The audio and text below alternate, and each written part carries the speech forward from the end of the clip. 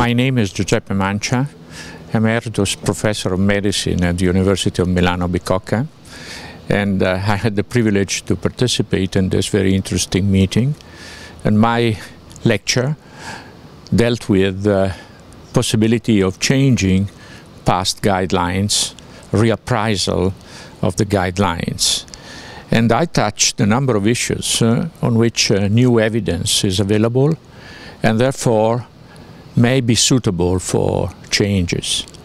For example, the fact that now we have stronger evidence that in grade 1 low-risk hypertensive patients, reduction of blood pressure can be beneficial.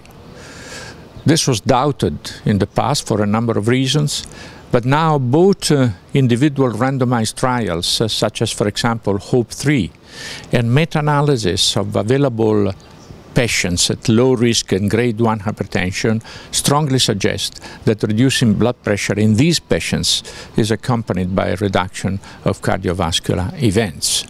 So there's something to be seriously considered in new guidelines, also because grade 1 low risk hypertensive patients are the majority of the hypertensive population.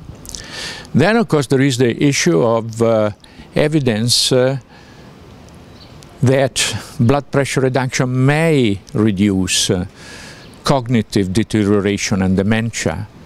There is no question that hypertension is a major risk factor for cognitive deterioration and dementia, but evidence is still not too strong that this is a reversible process. That is, that by reducing blood pressure in elderly individuals can delay or prevent cognitive deterioration and dementia. Of course, having this evidence would be extremely important because in patients with an old age, particularly octogenarians, dementia is quite common, and this, of course, is a terrible problem both for individuals and for their families.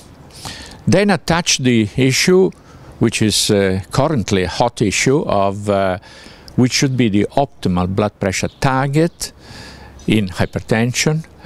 And this is, of course, because of the echo of the SPRINT trial. Evidence is controversial, but by and large, meta-analysis do suggest that we may have to be a bit more aggressive than before. Before, target blood pressure was recommended to be less than 140/90 mm of mercury, in general less than 150 systolic in elderly hypertensives. Maybe we will have to be a little more aggressive and go to lower values, such as, for example, less than 130 mm of mercury, at least in the non-elderly fraction of the population. I'm sure this will be widely discussed by the task force, which is in charge of writing the new guidelines. Then there is the problem of the frail elderly, because all evidence available in the elderly show that reducing blood pressure is beneficial, but this is limited to so-called fit patients. While we know that in clinical practice, elderly patients very often have comorbid conditions, and many of them are so-called frail. They have high risk of mortality over 1 or 2 years.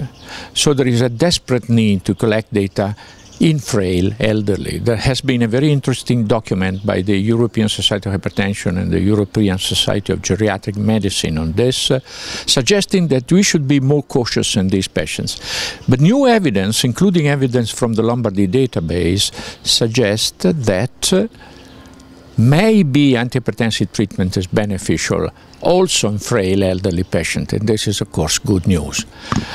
I touched other issues, but I think those I mentioned will be very interesting and will represent major points of discussion in future guidelines.